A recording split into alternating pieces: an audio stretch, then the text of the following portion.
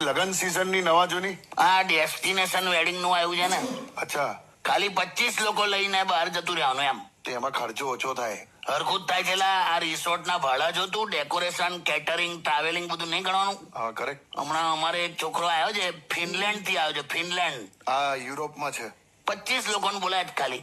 એવું જ હોય કાકા. એટલે મેં કીધું ત્યાં જેટલાને ઇન્વાઇટ કર્યા છે ને એટલા તો અમારા રસોડામાં દાળ ચાખવા ઉભા હોય ખાલી. તો એ લોકોમાં એવું જ હોય છે નહીં? હા જો કે આમે હું તો લગ્નમાં જતો જ નહીં બહુ, અને જવું ને તો કોઈક જવાબદારી લઈને કામ કર્યા કરું એમ. કેમ એવું કરો છો? તો શું કરું, અત્યારના લગ્નોમાં જઈને શું કરું? દારૂ હું પીતો નહીં, ડાન્સ મને આવડતો નહીં, છોકરીઓ મારાથી પટતી નહીં, તો મારે કરવાનું હું રસોડું વાંચું. લા, આમે છે ને દરેક લગ્નમાં ગોર મહારાજ અને ફોટોગ્રાફર વચ્ચે આમ કઈ બનતું જ નહીં. મેં જોયું હા, એવું મહારાજ ને મોડું થતું હોય અને પેલાને શાંતિથી ફોટા પાડવા આવે. કરેક્ટ. મહારાજ મુહૂર્ત પકડીને બેસે ને પેલો એંગલો પકડીને બેસે.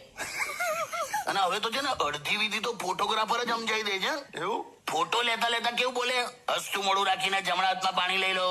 અલા એમાં મહારાજ બગડે કે આ તો મારા ભાગે રહેવા દે. મજા આવે પણ તું હવે પાણી ચાલાવો. ચલો બ્રેક લઈએ બ્રેક.